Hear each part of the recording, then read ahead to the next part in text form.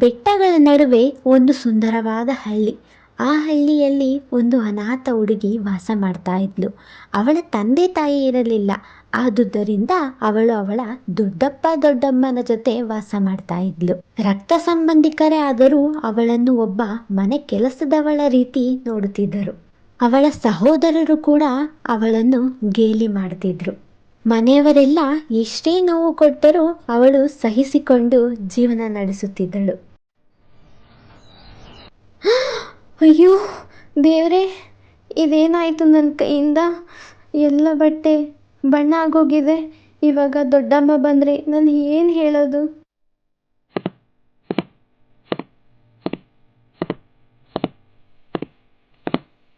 ಮನೆ ಹಳ್ಳಿ ಗೀತಾ, ಇನ್ನು ಎಷ್ಟೊತ್ತೆ ಬಟ್ಟೆ ಒಗೆಯೋದು?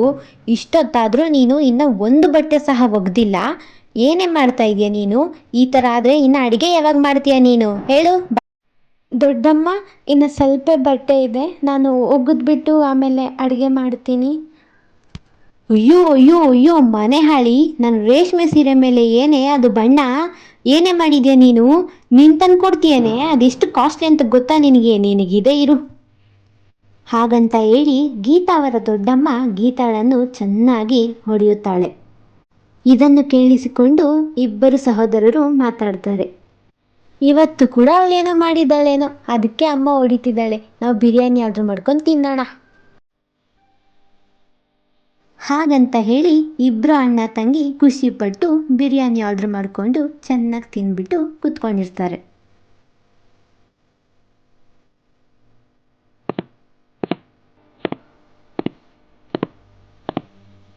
ಐ ಆಮ್ ಸಾರಿ ನನ್ನ ಮುದ್ದು ಮಕ್ಕಳ, ಇವತ್ತು ಮನೇಲಿ ಅಡುಗೆ ಆಗಲ್ಲ.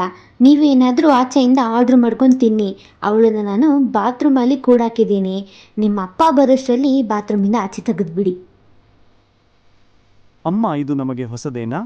ಅಪ್ಪ ಮನೆಗೆ ಬರುವ ಮುನ್ನ ನಾನು ಬಾಗಿಲು ತೆಗೆಯುತ್ತೇನೆ ಮತ್ತು ನಾವು ಈಗಾಗಲೇ ಬಿರಿಯಾನಿ ಆರ್ಡರ್ ಮಾಡಿ ಹೊಟ್ಟೆ ತುಂಬ ಊಟ ಮಾಡಿದ್ದೇವೆ. ಶಬಾಷ್, ನಾನು ಹೊರಗಡೆ ಹೋಗ್ಬಿಟ್ಟು ಬರ್ತೀನಿ, ಹುಷಾರು. ಹಾಗಂತ ಹೇಳಿ ಹೊರಗಡೆ ಹೋಗ್ತಾಳೆ. ಅಮ್ಮ, ಅಪ್ಪ, ನೀವು ಯಾಕೆ ನನ್ನನ್ನು ಒಬ್ಬಳೇ ಬಿಟ್ಟು ಹೊರಟೋಗ್ಬಿಟ್ರಿ? ನನ್ನೂ ಕೂಡ ಕರ್ಕೊಂಡು ಹೋಗ್ಬೇಕಾಗಿತ್ತು ನಿಮ್ಮ ಜೊತೆ. ದೊಡ್ಡಮ್ಮ ನನಗೆ ತುಂಬ ಹಿಂಸೆ ಕೊಡ್ತಿದ್ದಾರೆ. ಏನು ಅಂದರೆ, ಇನ್ನು ಆ ಹುಡುಗಿನ ನಮ್ಮ ಕೈಯಲ್ಲಿ ನೋಡ್ಕೊಳಕ್ಕಾಗಲ್ಲ. ಏನಾದರೂ ಮಾಡಿ ಆ ಹುಡುಗಿನ ಮನೆಯಿಂದ ಕಳಿಸಿ. ನಮಗೆ ಬೇಕಾಗಿಲ್ಲ ಆ ಹುಡುಗಿ. ಅಯ್ಯೋ ಶಶಿಕಲಾ, ಆ ಹುಡುಗಿ ತಂದೆ ತಾಯಿ ಯಾರಿದ್ದಾರೆ ಹೇಳು? ಅವಳೊಬ್ಳು ಅನಾಥೆ. ಅದಕ್ಕೆ ಅಲ್ವಾ ನಾವು ಅವಳನ್ನ ಸಾಕ್ತಾ ಇರೋದು. ಯೋಚನೆ ಮಾಡು ನೀನು ಕೂಡ. ಡ್ಯಾಡ್, ಅವಳು ನಮ್ಕಿನ್ನ ದೊಡ್ಡವಳು ಅಂದ್ಬಿಟ್ಟು ನಮ್ಮ ಕೈಯಲ್ಲೇ ಎಲ್ಲ ಕೆಲಸ ಮಾಡಿಸ್ತಾಳೆ ಡ್ಯಾಡ್.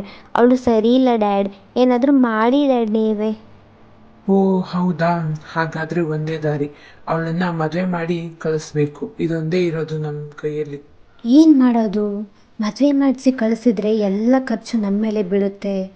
ಹಾಗಿದ್ರೆ ಒಂದು ಶ್ರೀಮಂತ ಹುಡುಗನಿಗೆ ಗಂಟಾಕಿ ಆಮೇಲೆ ಎಲ್ಲ ವಸೂಲಿ ಮಾಡಬೇಕು. ಮರುದಿನ ಗಂಡಿನ ತಾಯಿಯನ್ನು ಕರೆಸ್ತಾಳೆ. ನಮ್ಮ ಗೀತಾ ತುಂಬ ಒಳ್ಳೆಯವಳು, ಇಡೀ ಮನೆ ಕೆಲಸ ಎಲ್ಲ ಮಾಡ್ತಾಳೆ.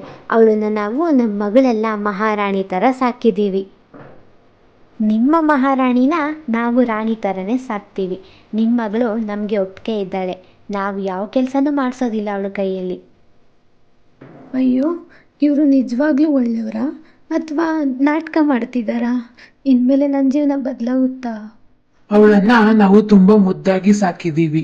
ನಿಮ್ಗೆ ಈ ಮದ್ವೆ ಒಪ್ಪಿಗೆ ಅಂದ್ರೆ ನಾವು ಮಾಡ್ಕೊಡ್ತೀವಿ. ನಮಗೆ ನಿಮ್ಮ ಮಗಳನ್ನ ತುಂಬಾ ಇಷ್ಟ ಆಗಿದೆ. ಚಿಂತೆ ಮಾಡಬೇಡಿ, ನಿಮ್ಮ ಮಗಳನ್ನ ನಮ್ಮ ಸ್ವಂತ ಮಗಳ ತರಾನೇ ನೋಡ್ಕೊಳ್ತೀವಿ. ಮದುವೆ ಡೇಟ್ಸ್ನ ಆದಷ್ಟು ಬೇಗ ಫಿಕ್ಸ್ ಮಾಡಬೇಡಿ.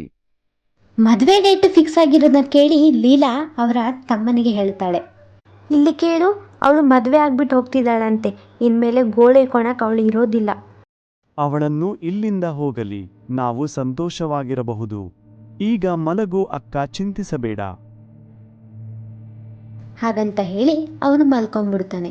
ಆದರೆ ಅವಳು ಶ್ರೀಮಂತ ಮನೆಗೆ ಸೊಸೆ ಆಗ್ತಾ ಇದ್ದಾಳೆ ಅಂತ ಅಂದ್ಬಿಟ್ಟು ಇವಳಿಗೆ ಮನಸ್ಸಲ್ಲಿ ನೆಮ್ಮದಿ ಇರೋದಿಲ್ಲ. ಶೀಘ್ರದಲ್ಲೇ ಗೀತಾಳ ವಿವಾಹ ಗೋವಿಂದ್ ಎಂಬ ಹುಡುಗನ ಜೊತೆ ಸಂಪೂರ್ಣವಾಯಿತು.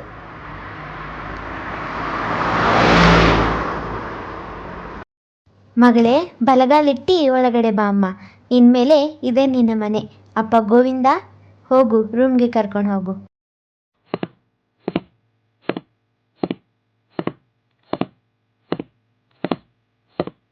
ಇದೇ ನಿನ್ ರೂಮು, ಇನ್ಮೇಲೆ ನೀನು ಇದೇ ರೂಮಲ್ಲೇ ಇರಬೇಕು.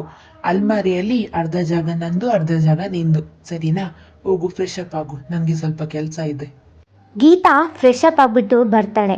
ಅವಳಿಗೆ ಪೂರ್ತಿ ಸುಸ್ತಾಗಿರುತ್ತಂತ ಅವಳು ನಿದ್ದೆಗೆ ಜಾರಿ ಹೋಗ್ತಾಳೆ. ಸ್ವಲ್ಪ ಸಮಯದ ನಂತರ ಗೋವಿಂದ ಕೂಡ ರೂಮಿನೊಳಗೆ ಬರ್ತಾನೆ. ಗೀತಾ ಮಲಗಿರೋದನ್ನು ನೋಡಿ ಅವನು ಕೂಡ ಮಲ್ಕೊತಾನೆ.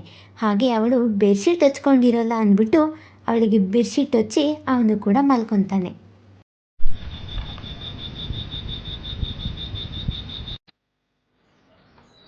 ಮರುದಿನ ಬೆಳಗ್ಗೆ ಬೇಗನೆ ಎದ್ದು ಹೇಳ್ತಾಳೆ, ಅಯ್ಯೋ ಈಗಾಗಲೇ 6 ಗಂಟೆ ಆಗಿದೆ, ನಾನು ಹೋಗಿ ಅಡುಗೆ ಮಾಡಬೇಕು, ಇಲ್ಲಾಂದರೆ ಅತ್ತೆ ಬೈತಾರೇನೋ.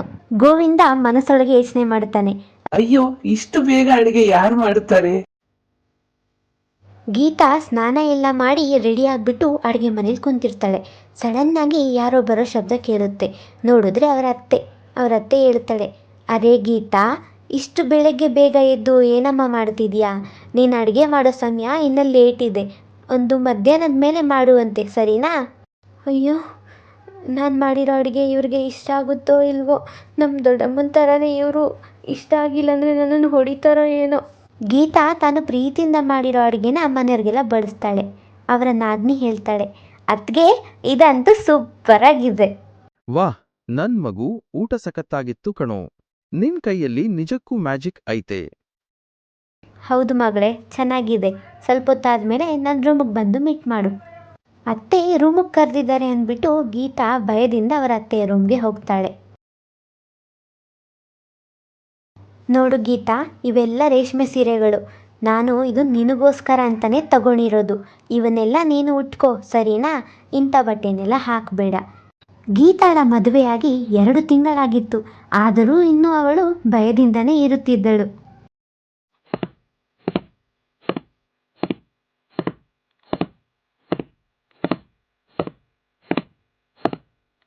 ಗೀತಾ ಅತ್ತಿಗೆ, ಪ್ಲೀಸ್ ನೀವು ನಮ್ಮ ಜೊತೆ ಬನ್ನಿ. ಇವತ್ತು ರಾತ್ರಿ ಅಮೆಜಾನ್ ಪ್ರೈಮಲ್ಲಿ ಕಾಂತಾರ ಚಾಪ್ಟರ್ 1 ನೋಡೋಣ. ಅದ್ಗೆ ನಿಮಗೆ ಬರೋಕ್ಕೆ ಇಷ್ಟ ಇದ್ದರೆ ಹೇಳಿ, ನಾವು ಫೋರ್ಸ್ ಮಾಡಲ್ಲ.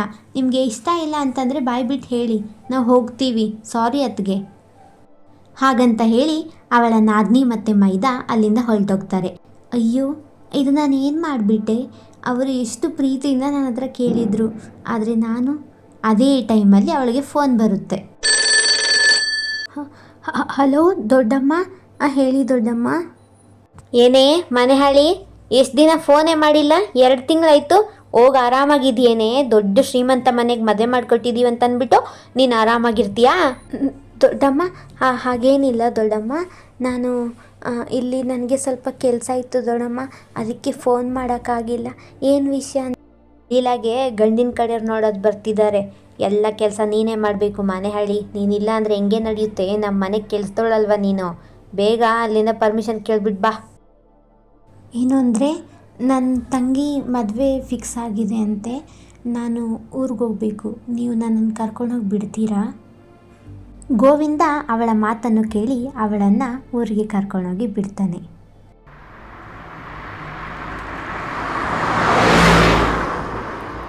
ಬಂದ್ಯಾ ಗೀತಾ? ನಡಿ ನಡಿ, ಅಡುಗೆ ಮನೆಯಲ್ಲಿ ತುಂಬ ಕೆಲಸ ಇದೆ.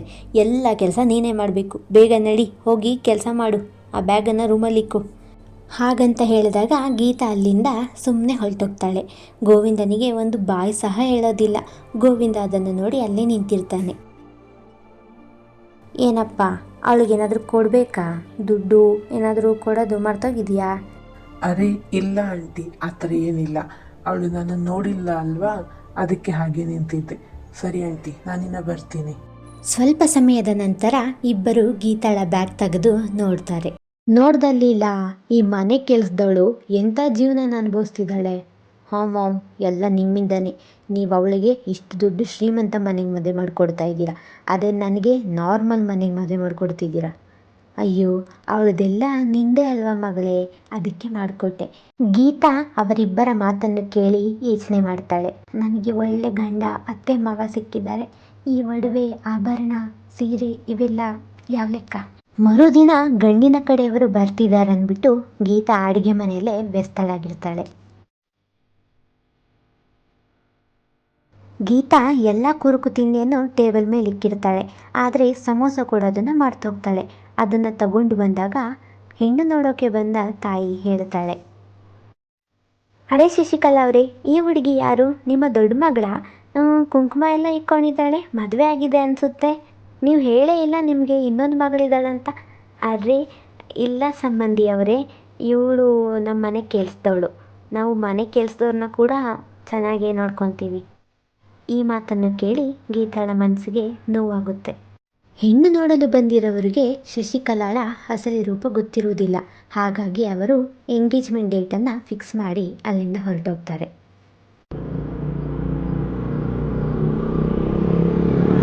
ಗೀತಾಳ ಹತ್ರ ಇರೋ ಹಣವನ್ನು ತಗೊಂಡು ತಾಯಿ ಮಗಳು ಇಬ್ಬರು ಶಾಪಿಂಗ್ ಅಂತ ಹೋಗ್ತಾರೆ.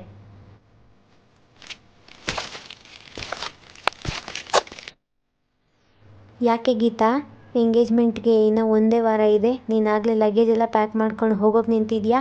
ನೀನೇ ಮುಂದೆ ನಿಂತ್ಕೊಬೇಕು, ಎಲ್ಲ ಕೆಲಸ ನೀನೇ ಮಾಡಬೇಕು, ಸರಿನಾ? ನನ್ನಲ್ಲಿ ಹೋಗಬೇಕು ದೊಡ್ಡಮ್ಮ, ಅಲ್ಲಿ ತುಂಬ ಕೆಲಸ ಇದೆ ನನಗೆ. ನಾನು ಹೋಗಿಲ್ಲ ಅಂದರೆ ಹೇಗೆ? ನಾನೀಗಾಗಲೇ ಬಂದು 1 ತಿಂಗಳಾಯಿತು. ಹೌದು ಅಲ್ವಾ, 1 ತಿಂಗಳಾಗಿದೆ. ಸರಿ ಹೋಗು, ಹೋಗ್ಬಿಟ್ಟು ಕಬೋರ್ಡಲ್ಲಿರೋ ರೇಷ್ಮೆ ಸೀರೆ, ಹಣ, ಒಡವೆ ಇವೆಲ್ಲ ಎತ್ಕೊಂಡು 2 ದಿನ ಇದ್ಬಿಟ್ಟು ವಾಪಸ್ ಓಡಿ ಬಂದ್ಬಿಡು, ಸರಿನಾ? ಗೋವಿಂದ, ಸೊಸೆ ತವ್ರ ಮನೆಗೆ ಹೋಗಿ 1 ತಿಂಗಳ ಮೇಲಾಯಿತು. ಒಂದು ಫೋನ್ ಆದರೂ ಮಾಡಿಕೊಡು. ಅವಳು ಯಾಕೆ ಏನು ಹೇಳೇ ಇಲ್ಲ? ಹಾಂ ಮಾಮ್, ಅವಳು ನಮ್ಮ ಹತ್ರ ಏನೋ ಮುಚ್ಚಿಡುತ್ತಿದ್ದಾಳೆ ಅಂತ ಅನಿಸುತ್ತೆ. ಸರಿ ಮಾಮ್, ಫೋನ್ ಮಾಡ್ತೀನಿ, ನೋಡೋಣ ಎತ್ತುತ್ತಾಳೆ ಇಲ್ವಾ. ಹಾಂ ಹೌದು, ಯಾವಾಗಲೂ ಭಯ ಭಯ ಪಟ್ಕೊಂಡೇ ಇರ್ತಾಳೆ. ನಮ್ಮ ಹತ್ರ ಏನೋ ಮುಚ್ಚಿಡ್ತಿದ್ದಾಳೆ ಅಂತ ಅನಿಸುತ್ತೆ. ಬರಲಿ ಕೇಳೋಣ. ಅವರೆಲ್ಲ ಹಾಗೆ ಮಾತಾಡ್ತಿರುವಾಗ ಗೀತಾ ಮನೆಗೆ ಹಿಂತಿರುಗ್ತಾಳೆ.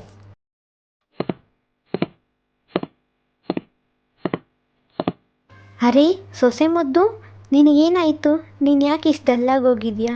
ಇಷ್ಟೊಂದು ಸೊರಗೋಗ್ಬಿಟ್ಟಿದ್ಯಾ? ಸರಿಯಾಗಿ ಊಟ ಮಾಡ್ತಿರ್ಲಿಲ್ವಾ? ಅರೆ ಅತ್ತೆ, ಹಾಗೇನಿಲ್ಲ, ನನಗೆ ಸ್ವಲ್ಪ ಹುಷಾರಿಲ್ಲ ಅಷ್ಟೇ.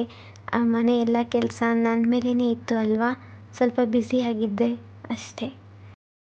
ಮಮ್ಮಿ, ಇವಳು ನಮ್ಮ ಹತ್ರ ಏನೋ ಮುಚ್ಚಿಡ್ತಿದ್ದಾಳೆ, ಏನು ಅಂತ ಹೇಳುತ್ತಾನೇ ಇಲ್ಲ. ಏನೋ ನೀವೇ ಕೇಳಿ, ನಿಮಗೆ ಬಿಟ್ಟಿರೋದು.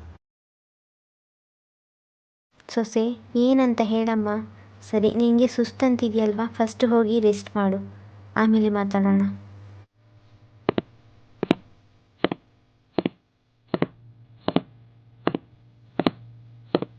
ರೂಮಿಗೆ ಬಂದು ಫಸ್ಟ್ ಬಂದಿರೋ ಕೆಲಸನ ಸ್ಟಾರ್ಟ್ ಮಾಡ್ತಾಳೆ. ದೊಡ್ಡಮ್ಮ ಹೇಳಿದ್ದಾರೆ, ನನ್ನ ಕಬೋರ್ಡಲ್ಲಿ ಬೆಲೆ ಬಾಳೋ ಅಂಥ ಎಲ್ಲ ವಸ್ತುನೂ ತೊಗೊಂಡು ಬಾ ಅಂತ. ನನ್ನ ಹತ್ರ ಇರೋದಿಷ್ಟೇ, ದೊಡ್ಡಮ್ಮ ಖುಷಿ ಪಡ್ತಾರೆ ಅನಿಸುತ್ತೆ. ಹೀಗಂತ ಹೇಳಿಬಿಟ್ಟು ಅವಳಿಗೆ ಫಸ್ಟೇ ಹುಷಾರಿರೋದಿಲ್ಲ, ಅದಕ್ಕಂತ ಅವಳು ರೆಸ್ಟ್ ಮಾಡೋಕ್ಕೆ ಹೋಗ್ತಾಳೆ. ಗೀತಾಳಿಗೆ ಹುಷಾರಿಲ್ಲ ಅಂತ ಗೊತ್ತಾಗಿ ಅವರ ಅತ್ತೆ ಅವರ ದೊಡ್ಡಮ್ಮನಿಗೆ ಕಾಲ್ ಮಾಡಿ ಬರೋದಕ್ಕೆ ಹೇಳ್ತಾರೆ. ಆವಾಗ ಅವರ ದೊಡ್ಡಮ್ಮ ಹೇಳ್ತಾಳೆ, ಇಲ್ಲ ಸಂಬಂಧಿಯವರೇ, ನನ್ನ ಚಿಕ್ಕ ಮಗಳಿಗೆ ಹುಷಾರಿಲ್ಲ, ನನಗೆ ಬರೋದಕ್ಕಾಗಲ್ಲ, ನೀವೇ ನೋಡ್ಕೊಳ್ಳಿ. ಹೀಗಂತ ಹೇಳಿದಾಗ ಅವರ ಅತ್ತೆ ಕೂಡ ಯೋಚನೆಗೆ ಒಳಗಾಗ್ತಾಳೆ. ಯಾಕೆ ಮನೆಯವ್ರಿಗೆ ಯಾರಿಗೂ ಇವಳ ಮೇಲೆ ಕೇರ್ ಇಲ್ಲ ಅಂತ ಇವಳಿಗೂ ಡೌಟ್ ಬರುತ್ತೆ. ಇನ್ನು ಎಂಗೇಜ್ಮೆಂಟ್ ಶಾಪಿಂಗು ಸೊಸೆ ಮಾಡೋಕ್ಕಾಗಲ್ಲ ಅಂದ್ಬಿಟ್ಟು ಮಗಳನ್ನ ಕರ್ಕೊಂಡು ಶಾಪಿಂಗ್ಗೆ ಹೋಗ್ತಾಳೆ.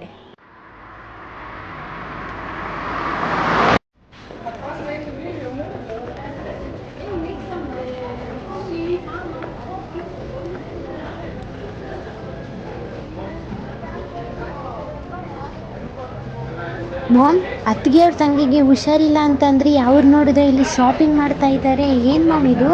ಶಾಪಿಂಗ್ ಮಾಲ್ನಲ್ಲಿ ಗೀತಾಳ ದೊಡ್ಡಮ್ಮ ಹಾಗೂ ತಂಗಿನ ನೋಡಿ ಶಾಕ್ ಆಗ್ತಾರೆ. ಅವ್ರ ಹತ್ರ ಮಾತಾಡೋಕ್ಕೆ ಅಂತ ಬರೋಷ್ಟರಲ್ಲಿ ಅವರಿಬ್ಬರು ಆಟೋ ಎಕ್ಕಿ ಅಲ್ಲಿಂದ ಹೊರಟೋಗ್ತಾರೆ.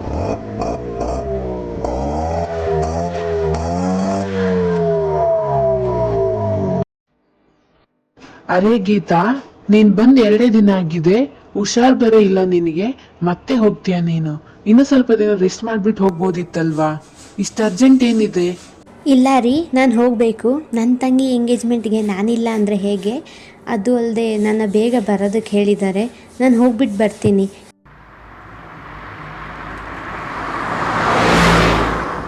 ದೊಡ್ಡಮ್ಮ, ಇದರಲ್ಲಿ ನಂದು ಸಹ ಬಟ್ಟೆಗಳಿದ್ದಾವೆ. ನಾನು ಕೂಡ ಎಂಗೇಜ್ಮೆಂಟ್ಗೆ ರೆಡಿ ಆಗೋಕ್ಕೆ ಒಡವೆ ಮತ್ತು ಬಟ್ಟೆಗಳನ್ನ ತಗೊಂಬಂದಿದ್ದೀನಿ. ನನ್ನ ಮಗಳ ಎಂಗೇಜ್ಮೆಂಟ್ಗೆ ನೀನು ಇಷ್ಟೊಂದು ಕಾಸ್ಟ್ಲಿ ಸೀರೆ ಉಟ್ಕೊಂಡು ಏನು ಮಾಡ್ತೀಯಾ? ಇವೆಲ್ಲ ನನಗೆ ಕೊಟ್ಬಿಡು, ನಾನು ನಿನಗಂತಾನೆ ಒಂದು ಸೀರೆ ತಂದಿದ್ದೀನಿ, ನೀನು ಇದನ್ನೇ ಉಟ್ಕೋ. ನೀನೇನು ಅಷ್ಟು ರೆಡಿ ಆಗೋದು ಬೇಕಾಗಿಲ್ಲ, ನೀನು ಕೆಲಸ ಮಾಡ್ಕೊಂಡಿರ್ತೀಯಲ್ವಾ, ಸಾಕು. ಮರುದಿನ ಎಂಗೇಜ್ಮೆಂಟ್ಗೆ ಎಲ್ಲರೂ ಬಂದಿರ್ತಾರೆ. ಗೀತಾಳ ಫ್ಯಾಮಿಲಿ ಕೂಡ ಬಂದಿರುತ್ತೆ. ಎಲ್ಲ ತಯಾರಿನೂ ಚೆನ್ನಾಗಿ ಆಗಿದೆ. ನನ್ನ ಸೊಸೆ ಮುದ್ದು ಎಲ್ಲಿ ಕಾಣಿಸ್ತಾನೇ ಇಲ್ಲ. ಅರೇ ಸೊಸೆ, ಇದೇನು ನಿನ್ನ ಅವಸ್ಥೆ? ನಿನ್ನ ತಂಗಿ ಎಂಗೇಜ್ಮೆಂಟ್ಗೆ ನೀನೇ ರೆಡಿಯಾಗಿಲ್ಲ, ಯಾಕೆ ಈ ಥರ ಇದೆಯಾ? ಏನಾಯ್ತಮ್ಮ? ಅತ್ತೆ, ಅದು ಎಲ್ಲ ಕೆಲಸ ನನ್ನ ಮೇಲೆ ಇತ್ತು ಅಂದ್ಬಿಟ್ಟು ನನಗೆ ರೆಡಿ ಆಗೋಕ್ಕೆ ಟೈಮ್ ಸಿಕ್ಕಿಲ್ಲ ಅತ್ತೆ. ಓ, ನೀವು ಶಾರದವ್ರಲ್ವಾ? ನೀವು ತುಂಬ ಶ್ರೀಮಂತರು. ನೀವಿಂಥ ಸಣ್ಣ ಫಂಕ್ಷನಲ್ಲಿ ಏನು ಮಾಡ್ತಾ ಇದ್ದೀರಾ? ಇದು ನನ್ನ ಮುದ್ದು ಸೊಸೆಯ ತವರು ಮನೆ. ಇವಳೇ ನನ್ನ ಮುದ್ದು ಸೊಸೆ. ಇವಳ ತಂಗಿ ಎಂಗೇಜ್ಮೆಂಟ್ ನಡೀತಿದೆ ಅಂದಮೇಲೆ ನಾವು ಬರದೇ ಇರೋಕ್ಕಾಗುತ್ತಾ? ನಾನು ಹೀಗೆ ಹೇಳ್ತೀನಿ ಅಂತ ತಪ್ಪು ತಿಳ್ಕೊಬೇಡಿ. ಲೀಲಾ ಎಂಗೇಜ್ಮೆಂಟು ನನ್ನ ಮಗನ ಜೊತೆನೇ ಆಗ್ತಿರೋದು. ಮತ್ತು ಅವ್ರಿಗೆ ಒಬ್ಬಳೇ ಮಗಳು ಅಂತ ಹೇಳಿದ್ದಾಳೆ. ಮತ್ತು ಈ ಹುಡುಗಿ ಅವರ ಕೆಲಸದವರು ಅಂತ ಹೇಳಿದ್ದಾರೆ ನಮ್ಮ ಹತ್ರ. ಏನು, ನನ್ನ ಸೊಸೆ ಕೆಲಸದವಳ? ನಮ್ಮ ಮನೇಲೇ ನಾನು ಅವ್ಳ ಕೈಯಲ್ಲಿ ಕೆಲಸ ಮಾಡಿಸಲ್ಲ, ಇಲ್ಲಿ ಇವ್ರು ಕೆಲಸದವಳು ಅಂತ ತಿಳ್ಕೊಡಿದಾರ? ಎಲ್ಲಿದ್ದಾರೆ ಅವ್ರನ್ನ? ಕರೀರಿ ಇವಾಗಲೇ ಹಾಗಂತ ಹೇಳಿದಾಗ ಅಲ್ಲಿಗೆ ಶಶಿಕಲಾ ಬರ್ತಾಳೆ. ಏನ್ರಿ ಶಶಿಕಲಾ ಅವರೇ, ನಿಮ್ಮನೆ ಮಗಳನ್ನೇ ನೀವು ಕೆಲಸದವಳು ಅಂತ ಹೇಳ್ತೀರಾ? ಮದುವೆಗೆ ಮುಂಚೆನೇ ನಮಗೆ ನಿಮ್ಮ ಬುದ್ಧಿ ಗೊತ್ತಾಯಿತು. ಥ್ಯಾಂಕ್ ಗಾಡ್, ನಾವು ಈ ಮದುವೆನ ಕ್ಯಾನ್ಸಲ್ ಮಾಡ್ತಾ ಇದ್ದೀವಿ ಹಾಗಂತ ಹೇಳಿ ಅವರಲ್ಲಿಂದ ಹೊರಟೋಗ್ತಾರೆ. ಏನ್ರಿ, ಇಷ್ಟು ಮುದ್ದಾದ ಹುಡುಗಿನ ಕೆಲಸದವಳು ಮಾಡ್ಕೊಂಡಿದ್ದೀರಾ? ನಿಮ್ಮ ಮಗಳು ಇದ್ದಾಳೆ ಅಲ್ವಾ, ಇದೇ ವಯಸ್ಸವಳು. ನಿಮಗೆ ಸ್ವಲ್ಪನೂ ಬುದ್ಧಿ ಇಲ್ವಾ? ನಾವು ನಿಮ್ಮಿಂದ ಸಂಬಂಧನ ಕಿತ್ಕೊತಾ ಇದ್ದೀವಿ. ಇನ್ಮೇಲೆ ನಾವು ಇವಳನ್ನು ನಿಮ್ಮ ಮನೆಗೆ ಕಳಿಸಲ್ಲ ಹಾಗಂತ ಹೇಳಿ ಅಳುತ್ತಿರೋ ಸೊಸೆನ ತಬ್ಕೊತಾಳೆ. ಅವರಿಗೆ ಚೆನ್ನಾಗಿ ಒಗೆದು ಅವರ ಸೊಸೆಯನ್ನು ಅಲ್ಲಿಂದ ಕರ್ಕೊಂಡು ಹೊರಟೋಗ್ತಾರೆ. ಎಲ್ಲರೂ ಹೋದ ನಂತರ ಅವಳಿಗೆ ಅವಳ ತಪ್ಪಿನ ಅರಿವಾಗುತ್ತೆ. ಈ ಕಥೆಯ ಸಾರಾಂಶ ಏನೆಂದರೆ, ನಾವು ಮಾಡಿದ ಕರ್ಮ ನಮಗೆ ಹಿಂತಿರುಗುತ್ತದೆ ಎಂದು. ನಾವು ಒಬ್ಬರಿಗೆ ಒಳ್ಳೆಯದು ಬಯಸಿದರೆ ನಮಗೂ ಒಳ್ಳೆಯದಾಗುತ್ತದೆ. ನಾವು ಒಬ್ಬರಿಗೆ ಕೆಟ್ಟದ್ದನ್ನು ಬಯಸಿದರೆ ಯಾವುದೋ ರೀತಿಯಲ್ಲಿ ನಮಗೂ ಸಹ ಕೆಟ್ಟದಾಗುತ್ತದೆ.